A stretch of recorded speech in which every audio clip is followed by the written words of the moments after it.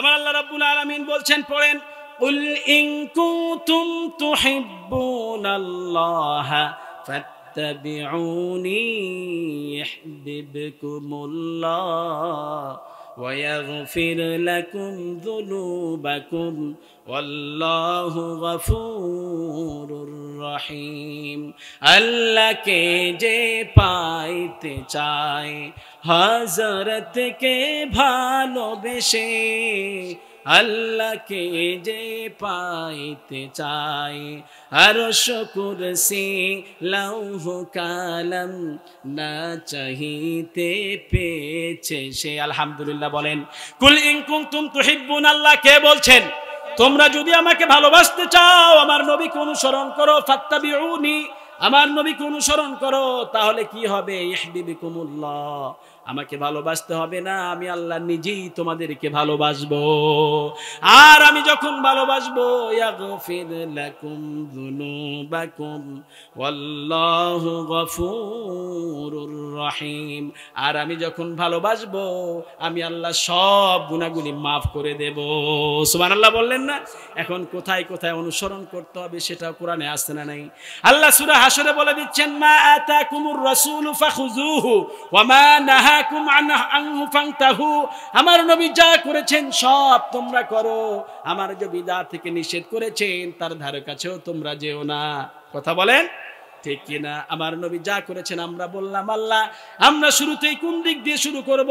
আল্লাহ রাব্বুল আলামিন বলে দিচ্ছেন, আল্লাযীনা ইউমিনুনা বিমা উনজিলা ইলাইকা ওয়া মা উনজিলা মিন ক্বাবলিক ওয়া বিল আখিরাতি হুম ইউকিনুন। ও নবী, আপনার উপরে যা কিছু নাজিল করেছি জন্ম থেকে মৃত্যু পর্যন্ত সবটার উপরে ঈমান আনতে হবে। কে বলছেন? এই যে আল্লাহর নাম নিলাম, এতে সওয়াব না গুনাহ? কম না বেশি? এই মাহফিলে আসলে সওয়াব হয়, কারণ নবীরা এরকম মাহফিল করতেন। মাহফিলের শুরুতেই কিতাব থেকে তেলাওয়াত করতেন, কিতাব থেকে তেলাওয়াত করে তারপরে পরিশুদ্ধ করে দিতেন। ঈমান আনতে হবে কার উপর? আল্লাহর উপরে। আল্লাহ রাব্বুল আলামিন বললেন, আমার নবীর উপরে যা কিছু নাজিল করেছি জন্ম থেকে মৃত্যু পর্যন্ত আমার নবীর উপরে তোমরা ঈমান আনো, নবীকে ভালোবাসো, নবীর কথাকে মেনে নাও। এমন একজন নবী জীবনে কোনো ভুল তিনি করেন নাই। সকল নবীর জীবনে দুই একটা ভুল আছে না নেই? কথা বলেন না কেন? রাগ করছেন আপনারা? না শেষ করে দেবো ভাই। আদম নবী একটা ভুল করেছিলেন, জান্নাতে করেন নাই। ভুলটা কি ছিল? ফালা তাকরাবা হাযিহি শাজারাতা ফাতাকুনা মিনাজ জালিমিন, এই গাছটার কাছে যেও না, গেলে জালেম হয়ে যাবা। ফাকাসাবা আলাইহিমা শাইতান, শয়তান তাদেরকে নসিহত করলো, আমি তোমাদের জন্য উত্তম নসিহতকারী। কেন আল্লাহ এই গাছটার কাছে যেতে নিষেধ করেছে জানেন নাকি? ইন্নী লাকুমা নাসিহুন আমিন, আমি উত্তম নসিহতকারী। কেন আল্লাহ এই গাছটার কাছে যেতে নিষেধ করেছে জানেন নাকি? লাতাকুনান্না মিনাল খালিদিন, যদি গাছটার কাছে যান জান্নাতে চিরস্থায়ী হয়ে যাবেন, এই জন্য আল্লাহ গাছটার কাছে যাইতে নিষেধ করেছেন। উল্টা বুঝাইছে। শয়তান সব সময় কি বুঝায়? উল্টা বুঝায়, নিজের হয়ে উল্টা বুঝায়। আদম নবী সহজ ছিলেন, সকল নবীরা সরল ছিলেন, সরলভাবে মানুষকে ভালোবাসতেন। আমার নবী এত সরল ছিলেন, নবীর ঘরের সামনে একজন বুড়ি মহিলা ইহুদি কাটা বিছাতো, কাটা দিত। আল্লাহর হাবিব একদিন দেখলেন, ঘর থেকে বের হয়ে দেখলেন কাটা বিছানো নাই। আল্লাহর হাবিব চিন্তা করলেন এই মহিলাটি গেল কোথায়? বিশ্বনবী তাকে খুঁজতে আরম্ভ করলেন। মহিলা কিন্তু মুসলমানও ছিল না, ছিল ইহুদি। কি ছিল? ইহুদি। অনিষ্টকারী কোন মানুষকে কেউ তালাশ করে এমন নজির আমার নবী ছাড়ার পৃথিবীতে একটাও নাই। আমার নবী খুঁজতে লাগলেন মহিলা গেল কোথায়। খুঁজতে খুঁজতে গিয়ে দেখতেছেন ওই মহিলা অসুস্থ। আল্লাহর হাবিব গিয়ে বললেন, আমি একটু তার সঙ্গে দেখা করতে চাই।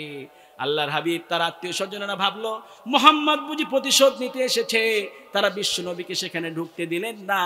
আল্লাহর হাবিব ফিরে চলে আসলেন। ঠিক দুপুর বেলায় যখন আরবের লোকেরা একটু বাড়ি থেকে কম বের হতো মরুভূমির রোদের কারণে, আল্লাহর হাবিব সেই সময় ওই বুড়ির বাড়িতে গিয়ে হাজির। গিয়ে দেখে মহিলা ঘুমাচ্ছেন, অসুস্থ। আল্লাহর হাবিব কিছু বললেন না, ঘরটা ঝাড়ু দিলেন, ঝাড়ু দিয়ে কিছু ফল ওই মহিলার বালিশের পাশে রেখে চলে আসলেন। আবার দ্বিতীয় দিন গেলেন, আবার ঘরটা ঝাড়ু দিলেন, আবার কিছু ফল রেখে চলে আসলেন, আবার তৃতীয় দিন গেলেন। এবার মহিলা চোখ খুলে দেখতেছে আল্লাহর নবী তার ঘরে হাঁটছে।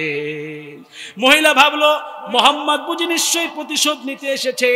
মহিলা বলল, মোহাম্মদ লিমা দাখালতা বাইতি, কেন আমার ঘরে ঢুকেছো? আল্লাহর হাবিব বললেন, মাগো কোনো প্রতিশোধ আমি নিতে আসি নাই। গত 2 দিন আপনার ঘর যে পরিষ্কার করেছে, আপনার বালিশের পাশে কিছু ফল রেখে গিয়েছে, তিনি হলাম আমি আব্দুল্লাহর ছেলে মুহাম্মদ সাল্লাল্লাহু আলাইহি ওয়াসাল্লাম। মহিলা বুঝলো এটা কোনো সাধারণ মানুষের আচরণ হতে পারে না, নিশ্চয়ই তিনি আল্লাহর নবী। নিজের ভুল বুঝতে পারলেন। এবার মহিলা পড়লেন লা ইলাহা, পড়েন ইল্লাল্লাহু মুহাম্মাদুর রাসূলুল্লাহ সাল্লাল্লাহু আলাইহি ওয়াসাল্লাম। আমার নবীর আদর্শ সব জায়গায় আছে না নেই? আদম নবী নিজের ভুল বুঝতে পারলেন। গাছটার কাছে যাওয়া মাত্রই জান্নাতের পোশাক খুলে গেল। শয়তানের প্রথম টার্গেট হলো মানুষকে বিবস্ত্র করে দেওয়া। এই জন্য শয়তান হলো যৌনবাদী আর আমরা হলাম মৌলবাদী, ঠিক না বা ঠিক? আমরা আল্লাহ রাসূল ধরে থাকি আর শয়তান যৌনতা ছড়ায়। শয়তানের আন্দোলন যারা করে সেখানেও এক শ্রেণীর বেডির সামনে মিছিল আছে না নাই? কথা বলেন। মিছিলের সামনে বিউটি পার্লার থেকে সেজে গিয়ে বলতেছে একটা একটা জামাত শিবির ধর, ধরে ধরে জবাই কর, মোল্লারে ধর, পাকিস্তানে পাচার করা আছে না নাই? আল্লাহ তাআলা এদের এবং এদের হিজড়া স্বামীদের হেদায়েত দান করুন, পড়েন না আমিন? কথা বলেন না আমিন? মুসলমান ভাইরা আমার খুব খেয়াল করবেন, আদম নবী যখন ওই গাছটার কাছে গেলেন সতর খুলে গেল। একজনের সামনে আর একজনের যখন সতর খুলে গেল, জান্নাতের লতা পাতা দিয়ে এবার নিজের সতর ঢাকতে আরম্ভ করলেন। নিজের ভুল বুঝতে পারলেন। এবার পড়া শুরু করলেন রব্বানা যালামনা, পড়েন রব্বানা যালামনা আনফুসানা ওয়া ইল্লাম তাগফির লানা ওয়া তারহামনা লানাকুনান্না মিনাল খাসিরিন। দোয়াটা সবার মুখস্থ আছে না নেই? আল্লাহর হাবিব বলেছেন এই দোয়া পড়ে যে দোয়া করবে আল্লাহ তার সব দোয়াগুলি কবুল করে নেবেন। পড়েন রব্বানা যালামনা আনফুসানা ওয়া ইল্লাম তাগফির লানা ওয়া তারহামনা লানাকুনান্না মিনাল খাসিরিন। একজন নবীর শিশুকালের কথা আল্লাহ কোরআনে বলছেন। একজন নবী, সেই নবীর নাম বলেন মুহাম্মদ সাল্লাল্লাহু আলাইহি ওয়াসাল্লাম। আল্লাহ রাব্বুল আলামিন বলছেন, ও নবী আমি আপনাকে এতিম পেয়েছি।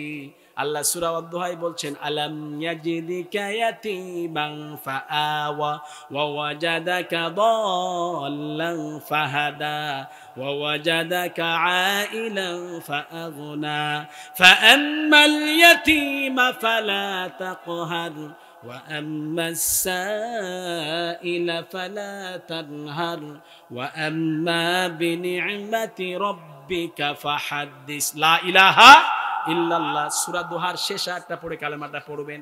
এটা বিশ্ব নবীর সুন্নত, আল্লাহ কবুল করুন, পড়েন না আমিন। আল্লাহ বলছেন, ও নবী আমি আপনাকে এতিম পেয়েছি।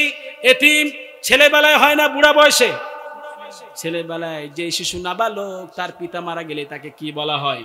এতিম। আল্লাহ রাব্বুল আলামিন আবার সেই নবীকে বলছেন, ওয়া আম্মাল ইয়াতীমা ফালা তাকহার, আপনার উম্মতদেরকে নসিহত করে দেন এতিমদের সঙ্গে যেন ধিড়কি দিয়ে কথা না বলে। আল্লাহর হাবিব বলতেন, কাফিরুল ইয়াতীম, এতিমের কেয়ারটেকার আর আমি এইভাবে জান্নাতে থাকবো। আল্লাহর হাবিব বলছেন, যারা এতিমকে রক্ষণাবেক্ষণ করবে তারা আমার সঙ্গে এইভাবে জান্নাতে থাকবে। সুবহানাল্লাহ বলেন। একজন সাহাবী এসে বলছেন, ইয়া রাসূলুল্লাহ আমার কলিজাটা শক্ত হয়ে গিয়েছে, চোখে পানি আসে না। আল্লাহর হাবিব বললেন, এতিমের মাথায় হাত বুলাও, নিকট আত্মীয়কে সাহায্য করো, আল্লাহ তাআলা তোমার অন্তরটাকে নরম করে দিবেন। এতিমকে ধাক্কা দিলে সগীরা গুনাহ না কবিরা গুনাহ? এতিমকে ধাক্কা দেয় এরকম লোক সমাজে আছে না নাই? জনগণের পয়সা খায় আছে না নাই? এতিমের মাল সম্পদ খেয়ে ফেলে আছে না নাই? 5 ওয়াক্ত নামাজে দরুদ আছে না নাই? কয় নবী? 2 জন নবীর নামে আমরা দরুদ পড়ি। কয়জন? কথা বলেন। 2 জন নবী, একজন হলেন ছেলে আর একজন হলেন পিতা। সুবহানাল্লাহ। আবার বিশ্ব নবী বলতেন, আনা সামরাতু দুআ আবিকুম ইব্রাহিম, আমি তোমাদের পিতা ইব্রাহিম আলাইহিস সালাতু ওয়াস সালামের দোয়ার ফসল। আবার বুখারীর বর্ণনায় বিশ্ব নবী বলতেন, আনা ইবনে যাবিহাতাইন, আমি 2 যাবিহের সন্তান। আল্লাহু আকবার। এক যাবি হলেন সাইয়েদনা ইসমাঈল আলাইহিস সালাতু ওয়াস সালাম, আর এক যাবি হলেন বিশ্বনবীর প্রিয় বাবা আব্দুল্লাহ। আল্লাহর হাবিব যখন জমজম খেতেন, দাঁড়িয়ে খেতেন, সাহাবায়ে কেরাম জিজ্ঞাসা করলেন, ইয়া রাসূলুল্লাহ, সব খাবার আপনি বসে খান, জমজম কেন আপনি দাঁড়িয়ে খান? আল্লাহর হাবিব বলতেন, লিতাযীম আখি ইসমাইল, আমি আমার ভাই ইসমাইলের সম্মানার্থে দাঁড়িয়ে যাই। কি সম্মান মানুষকে দিয়েছেন আমার নবী! প্রত্যেকটা অংশই হচ্ছে আদর্শ। সুবহানাল্লাহ। মায়ের কোলে আদর্শ দিলেন, ইনসাফ প্রতিষ্ঠা করলেন। আজকের সমাজে মেয়েদেরকে কম খাওয়ানো হয়, মেয়েদেরকে কম দেখা হয়, মেয়েদের প্রতি একটু বৈষম্যপূর্ণ আচরণ করা হয়। এটার গোড়া ভেঙে দিয়েছেন বিশ্বনবী হালিমার কোলে গিয়ে। সুবহানাল্লাহ বলেন। আমার দেশের কবিরা যত সুন্দর করে কবিতা লিখেছেন বিশ্বনবীকে নিয়ে, পৃথিবীর কোন কবি এত সুন্দর কবিতা লিখতে পারে নাই। আলহামদুলিল্লাহ বলেন। এই জন্য রবীন্দ্রনাথ ঠাকুরকে বিশ্বকবি বলা যাবে। যতজন বিশ্বকবি হয়েছেন ততজন বিশ্ব নবীকে নিয়ে কবিতা লিখেছেন। সুবহানাল্লাহ বলেন। বিশ্বকবি ছিলেন শেখ সাদি রহমাতুল্লাহ আলাই। তিনার কবিতায় বিশ্ব নবীকে নিয়ে কবিতা আছে না নাই? বালাগাল উলা বিকামালিহি কাশাফাত দুজা বিজামালিহি হাসনাত জামিউ খিসালিহি সাল্লু আলাইহি ওয়া আলিহি। ছেলে কিপস, ইংলিশ কবি মান্নান রাসেল, ফরেন দার্শনিক, philosopher, he note the very big. এত বড় প্রবন্ধ তারা আমার নবীকে নিয়ে লিখেছে, কিন্তু তারা আমার নবীর জীবনীকে চোখে দেখলেন না। কিন্তু আর একজন কবি, আমাদের জাতীয় কবি, তিনার কবিতায় বিশ্ব নবীকে নিয়ে কবিতা আছে না নাই? তিনি লিখেছেন, তোরা দেখে যা আমিনা মায়ের কোলে, তোরা দেখে যা আমিনা মায়ের কোলে, মধু পূর্ণিমারি সেথা চাঁদ দোলে, যেন উষার কোলে রাঙা রবি দোলে, তোরা দেখে যা আমিনা মায়ের কোলে। কুল মখলুকে আজে ধ্বনি তুলে কে এলো ওই, কালেমা শাহাদাতের বাণী ঠোঁটে কে এলো ওই, পড়ে দরুদ ফেরেশতারা বেহেশতের সব দুয়ার খুলে, তোরা দেখে যা আমিনা মায়ের কোলে। আলহামদুলিল্লাহ বলেন। এত সুন্দর কবিতা দুনিয়ার কোনো কবি লিখতে পারে নাই। আবার এই কবি লিখেছেন, ত্রিভুবনের প্রিয় মোহাম্মদ, পড়েন, ত্রিভুবনের প্রিয় মোহাম্মদ এলো রে দুনিয়ায়, রে সাগর আকাশ বাতাস দেখবি যদি আয়, রে সাগর আকাশ বাতাস দেখবি যদি আয়, ধুলির ধরা বেহেশতে আজ জয় করিল দিল রে লাজ, আজকে খুশির ঢল নেমেছে ধূসর সাহারায়, রে সাগর আকাশ বাতাস দেখবি যদি আয়। আলহামদুলিল্লাহ বলেন। এগুলি বললে সওয়াব না গুনাহ? কথা বলেন। আর কেউ যদি বলে কেউ ফেরে না খালি হাতে, বলেন দরবারে, এগুলা বললে কি হবে? গুনাহ। কিসের গুনাহ? আশরিকের গুনাহ। চাইতে হবে কার কাছে? জিলানির জিলানি তোমারি নবীর গুণে আগুন হয় যে পানি, আগুন হয় যে পানি। এটা কি? শিরক। সারা দুনিয়ার আগুন কারো নামে পানি হয় না, আগুন পানি হয় কার নামে? আরো জোরে চিৎকার দিয়ে বলেন, কার নামে? হালিমা এসেছিলেন মক্কা, একটা ধনীর দুলাল নেবে, স্বাস্থ্যবান বাচ্চা নেবে। মা হালিমা বলছেন, ইবনে হিসাবের বর্ণনায়, তেনার যে গাধাটা, বাহনটা ছিল, গাধা অত্যন্ত দুর্বল। তিনি যতক্ষণে বের হয়েছেন ততক্ষণে তেনার এলাকার সব লোকেরা এসে ধনীর সব বাচ্চাদেরকে নিয়ে গেল। মা হালিমা যখন ঢুকলেন 6 ঘন্টা পর, কয় ঘন্টা? মা হালিমা দেখলেন সব ধনীর দুলালগুলি শেষ, কিন্তু কে যেন আড়াল থেকে বলছেন, হালিমা মন খারাপ করো না, ওই যে আমেনার জীর্ণ কুটিরে আব্দুল্লাহ আর এতিম সন্তান পড়ে আছে, একটু দেখে যাও। মা হালিমা বলছেন, আমি যখন মা আমেনার পর্দাটা সরিয়ে একটু উকি দিয়ে দেখি, চাঁদের চেয়ে সুন্দর আমার নবী আমার দিকে তাকিয়ে আছে। আরো যারা বলেন সুবহানাল্লাহ। মা হালিমা তিনি দৌড় দিয়ে স্বামীর কাছে চলে আসলেন। আসার পরে বললেন, প্রাণের স্বামী, জীবনে অসংখ্য শিশু আমি আমার দৃষ্টিগোচর হয়েছে, আমি এত সুন্দর শিশু আমি আমার জীবনে দেখি নাই। ও স্বামী তুমি একটু দেখো। হালিমার স্বামী দেখে বলছেন, ও হালিমা, আমার মনে হয় সারা দুনিয়ার সব বরকত আল্লাহ শিশুর মাঝে ভরে দিয়েছে। কোলে তুলে নাও হালিমা, কোলে তুলে নাও। ও হালিমা তাড়াতাড়ি গিয়ে কোলে তুলে নাও। মা হালিমা বলছেন, আমি খুব অসুস্থ ছিলাম, রোগে জর্জরিত আমার দেহ। আমার মেয়ে 6 মাস ভালো মতো আমার দুধ খেতে পারতো না, ক্ষুধার যাতনায় সারা রাত কেঁদে কেঁদে আমাকে কষ্ট দিত। আমি যখন শিশু মোহাম্মদকে আমার কোলে তুলে নিলাম, আমার মনে হয়েছে আমার সারা জীবনের রোগ শোক সব ভালো হয়ে গেছে। মা হালিমা বললেন, আমি যখন বিশ্ব নবীকে নিয়ে আমার বাহনে উঠলাম, আমার বাহনটি এত জোরে দৌড়ানো শুরু করলো, 6 ঘন্টা আগে যারা মক্কা ছেড়েছে তাদের জানোয়ারগুলিকে আমি পিছে ফেলে দিতে লাগলাম। সকলেই বলল, ও হালিমা, এটা কি গত রাতের সেই জানোয়ারটি নাকি? মা হালিমা বললেন, হ্যাঁ। কারো বুঝতে কোনো সমস্যা হলো না, দুনিয়ার সব বরকত হালিমার গাদার পিঠে বড় হয়েছে। মা হালিমা যখন শিশু মোহাম্মদকে নিয়ে বাড়ি গেলেন, তিনি দেখলেন তেনার জানোয়ারের বানগুলি দুধে দুধে ভরপুর হয়ে গিয়েছে। হালিমা বুঝতে আর সমস্যা হলো না, দুনিয়ার সব বরকত আল্লাহ হালিমার ঘরে দিয়ে দিয়েছে। হালিমা বলেন, আমি যেই জায়গায় জানোয়ারগুলি চড়ানোর জন্য পাঠাইতাম, আমার দেখা দেখি সব মানুষগুলি সেই জায়গায় পাঠাইতো, কিন্তু আসল বরকতের খবর তো কেউ জানে না। বড় সুন্দর করে কবি বলছেন, আমিনা দুলাল নাচে হালিমার কোলে, আমিনা দুলাল নাচে হালিমার কোলে, যেন রহম দোলে সারা পৃথিবীর করম দোলে, আমিনা দুলাল নাচে হালিমার কোলে। আলহামদুলিল্লাহ বলেন। আমার নবী বড় হতে লাগলেন। মা হালিমা বলছেন, আমি জোর করে 2টি স্তন থেকে মুহাম্মদ সাল্লাল্লাহু আলাইহি ওয়াসাল্লামকে দুধ খাওয়াইতে চাইলাম, কিন্তু একদিনও পারি নাই। একটা থেকে খেয়েছেন আর একটা নিজের দুধ বোনের জন্য ছেড়ে দিয়েছেন। সুবহানাল্লাহ বলেন। আল্লাহর হাবিব বুঝিয়েছেন, ওটি আমার বোনের হক, এটি আমার হক, ওটি আমার ভাইয়ের হক, এটি আমার হক। বোনের হক ভাইয়ের হক প্রতিষ্ঠার জন্য আল্লাহ আমাকে পাঠিয়েছে, তাদের হক বিনষ্ট করার জন্য পাঠায় নাই। আজকে ভাই হয়ে বোনের হক মেরে খায় এমন কুলাঙ্গার ভাই সমাজে আছে না নাই? কথা বলেন। রাখো বাবা শরীয়তুল্লাহ হজ করতে গিয়েছে, 10 বিঘা সম্পত্তি সব ছেলের নামে দিয়ে দিয়েছে। মেয়েকে 5 কাঠা দিয়া কয়, মা আমার জন্য দোয়া করিস, হজে যাইতেছি। ওই 5 কাঠার লোভ বড় ভাই সামলাইতে পারে না, ওর উপরই হানা দেয়। আছে না নাই? কবরে নিয়ে যাবেন, কবরের মাটি আপনার বসবে না।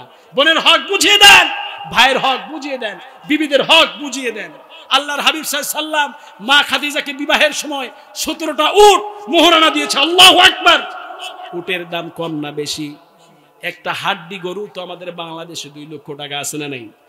এখন বর্তমান সমাজে উট কিনতে গেলে পরে 5 থেকে 6 লক্ষ টাকা লাগবে।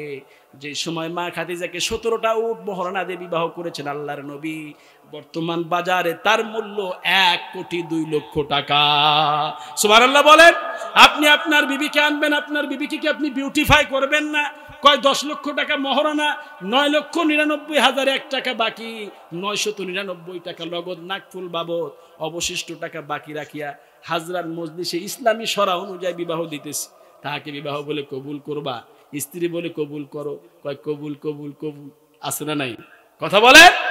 বিবাহের আসরে এভাবে কবুল বলে। যারা মোহরানা নগদ দাও না, এখনো মাপ চেয়ে নাও না, মাপ চাওয়া বন্ধ করে দাও, মোহরানা পরিশোধ করে দাও। বাসর রাতে বিবিরে গিয়ে কয়, বিবি মাফ করে দাও, মাফ করে দাও, মাফ করে দাও। বিবি এখন কয়, এত ভিখারির মতো মাপ চাও কে? যা, তোর মাফ করে দিলাম। তোমার মতো কাপুরুষ আর কেউ নাই। তুমি বিবির কাছে মাপ চাইতেছো, তুমি তো পুরুষত্ব দেখাও নাই, কাপুরুষও দেখাইছো। কথা বলেন। মোহরানা নগদ দিয়ে বিবাহ করবেন, এটাই হলো মাসনুন তরিকা। আল্লাহ রাব্বুল আলামিন মোহরানাকে ফরজ করে দিয়েছেন। ওয়া আতুন নিসা সাদুকাতিহিন্না নিহলা ওয়া আতুহুন্না উজুরাহুন্না ফারিদা। সন্তুষ্ট চিত্রে মোহরানা আদায় করে দাও। মোহরানা দেওয়ার পর বিবি যদি কিছু দেয়, ইনতিবনা লাকুম শাইইম মিনহু ফাকুলুহু হারিআম মারিআ, তা সন্তুষ্ট চিত্রে গ্রহণ করো। দেই না, বিবাহের আসলে চিন্তা করে নাই মাপ চেয়ে নেব, মাপ চাওয়ার জিনিস মোহরানা নাই। মোহরানা নগদ দিয়ে বিবাহ করবেন, এটাই হলো মাসনুন তরিকা। আলহামদুলিল্লাহ বলেন। আলী রাদিয়াল্লাহু তাআলা আনহু এসেছেন বিশ্বনবীর মেয়ে ফাতেমাকে বিবাহের জন্য। আবু বকর রাদিয়াল্লাহু তাআলা আনহুর দ্বারা প্রস্তাব দেওয়া হলেন। আল্লাহর হাবিব ডেকে বললেন, ও আলী, মোহরানার জন্য কি নিয়ে এসেছো? আলী রাদিয়াল্লাহু তাআলা আনহু বললেন, ইয়া রাসূলুল্লাহ, আমি কি দরিদ্র আপনি তো ভালো করেই জানেন। আল্লাহর হাবিব বললেন, তোমার যে ঢাল তরবারি আছে এগুলি বিক্রি করে নিয়ে এসো। বিক্রি করেন নাই? বিক্রি করে মোহরানার টাকা পরিশোধ করে দিয়েছেন। মনে রাখবেন, বিবি হলো ঘরের রহমত। বিবির সঙ্গে ভালো ব্যবহার করতে বলেছেন কে? কোন নবী বিবির সঙ্গে খারাপ ব্যবহার করেন না। এজন্য আপনি আপনার বিবিকে পর্দানিশী বানাবেন, আপনার মেয়েকে আপনি পর্দানিশী বানাবেন। আপনার বিবি যদি বেপর্দা অবস্থায় কোথাও যায়, আপনার নামটা দায়ুসের খাতায় লেখা হবে। ইসলাম শিক্ষার দাম সবচেয়ে বেশি না কম? কথা বলেন। বিশ্বনবীর আসরে মা আয়েশা না আসলে আল্লাহর হাবিব হাদিস পড়তেন না। সাহাবায়ে কেরামদের মধ্যে গঞ্জন শুরু হয়ে গেল। মনে হয় নিজের বিবির জন্য অপেক্ষা করে। আল্লাহর হাবিব সাল্লাল্লাহু আলাইহি সাল্লাম কারো মনের ভিতরে কোনো রকম ওয়াসওয়াসা জায়গা হতে দিতেন না। একদিন রাত্রিতে একজন বিবির হাত ধরে হাঁটছেন এশারের নামাজের পর। সাহাবায়ে কেরামদের সঙ্গে দেখা হয়ে গেল। বিশ্বনবী আগেই সালাম দিয়ে দিলেন, ডাক দিয়ে বললেন, সাহাবায়ে কেরামেরা, আমার সঙ্গে কে হাঁটছেন? তোমরা চেনো নাকি? সাহাবায়ে কেরাম বললেন, ইয়া রাসূলুল্লাহ, আমরা তো কিছু মনে করি নাই। আল্লাহর হাবিব বললেন, তোমরা মনে না করতে পারো, কিন্তু শয়তান তোমাদের মনের ভিতরে ওয়াসওয়াসা দিতে পারে কি পারে না? তোমার মনটাকে আমি পরিষ্কার করে দিচ্ছি। আমার সঙ্গে যিনি হাঁটছেন ইনি তোমাদের মা সাফিয়া রাদিয়াল্লাহু তাআলা আনহা। মুসলমান ভাইরা আমার, খুব খেয়াল করবেন, মসজিদে নববীতে আল্লাহর হাবিব হাদিস পড়াচ্ছেন। মা আয়েশা আসছে কিনা একটু জিজ্ঞাসা করতেন, না আসলে একটু অপেক্ষা করতেন। সাহাবায়ে কেরামদের মধ্যে গঞ্জন শুরু হয়ে গেল। মনে হয় নিজের বিবির জন্য অপেক্ষা করে। আল্লাহর হাবিব মা আয়েশা আসার পরে বললেন, ও সাহাবায়ে কেরামেরা, হয়তোবা মনে করতে পারেন আমি আমার নিজের বিবির জন্য অপেক্ষা করি, কিন্তু না, গত এক সপ্তাহ যাবত আমি যে হাদিস পড়িয়েছি, কার কার মুখস্থ আছে বলেন তো? কেউ একটা বললেন, কেউ দুইটা বললেন, কেউ তিনটা বললেন, পরিপূর্ণ কেউ বলতে পারলেন না। এবার পর্দার আড়াল থেকে আল্লাহর হাবিব বলছেন, আয়েশা গো, তুমি বলো। জীবন্ত টেপ রেকর্ডারের মতো মা আয়েশা শুরু থেকে শেষ পর্যন্ত সব হাদিস বলে দিয়েছেন। সুবহানাল্লাহ বলেন। সাইয়্যিদুল মুহাদ্দিসিন ছিলেন মা আয়েশা, সাইয়্যিদুর রাইসুল মুহাদ্দিসিন। আবু হুরায়রা রাদিয়াল্লাহু তাআলা আনহু নয়, আবু হুরায়রা রাদিয়াল্লাহু তাআলা আনহু নিজেও মা আয়েশার কাছে হাদিস পড়েছেন। সুবহানাল্লাহ বলেন। সেই দিনের সেই ঘটনার পর থেকে কোন সাহাবী হাদিসের কোন সমস্যা হলে পরে মা আয়েশার কাছে গিয়ে যাইতেন, পর্দার আড়াল থেকে জিজ্ঞাসা করতেন, এটা কি, এটা কিভাবে হবে? মা আয়েশাকে প্রশ্ন করা হলো, কবে এত জ্ঞান অর্জন করলেন? কবে এত লেখাপড়া করলেন? কবে এত কবিতা মুখস্থ করলেন? কবে এত ফারায়েজের অঙ্ক আপনি মুখস্থ করেছেন? মা আয়েশা বলতেন, যেটা জীবনে একবার শুনেছি, আবার দ্বিতীয়বার শুনতে হয় নাই। মা আয়েশার জন্য বিশ্বনবীর ভালোবাসা কম ছিল না বেশি? খুব খেয়াল করবেন, মা আয়েশা নিজেও বলতেন, 5 কারণে আল্লাহ আমাকে শ্রেষ্ঠত্ব দান করেছেন। কয় কারণে? 5 কারণে। প্রথম কারণ হলো, খুব অল্প বয়সে আমি বিশ্বনবীর বিবি হয়ে এসেছি। 7.5 বছর বয়সে বিবাহের আগ হয়েছে। 9 বছর বয়সে আমি বিশ্বনবীর ঘর সংসার শুরু করেছি। টুকটাক খাওয়ার আমার অভ্যাস ছিল। আমি শক্ত জিনিস একসঙ্গে খেতে পারতাম না, আমি গোপনীয় ভাবে খেতাম। কিন্তু বিশ্বনবীর ঘরে যখন বিবি হয়ে যায়, হাফ গিলাস দুধ ছাড়া আর কিছুই ছিল না, কিন্তু ভালোবাসা দিয়ে ঘরটা ভরপুর ছিল। আমি পেয়েছি এত ভালোবাসা যা আমি জীবনেও ভুলতে পারবো না। আল্লাহু আকবার। দ্বিতীয় বলতেন, আমার কোলে মাথা রেখে বিশ্বনবীর উপরে কোরআনের আয়াত নাজিল হয়েছে। তৃতীয় বলতেন, আমার কোলের উপরে মাথা রেখে আল্লাহর হাবিব চিরবিদায় নিয়েছেন। চতুর্থ বলতেন, আমার চরিত্রের সার্টিফিকেট স্বয়ং আল্লাহ তাআলা দান করেছেন। পঞ্চমে বলতেন, আমার ঘর যেটা, এটাই হলো বিশ্বনবীর রওজা। আজকে যে আমরা বিশ্বনবীর রওজা জিয়ারত করতে যাই, এটাই হলো মা আয়েশার ঘর।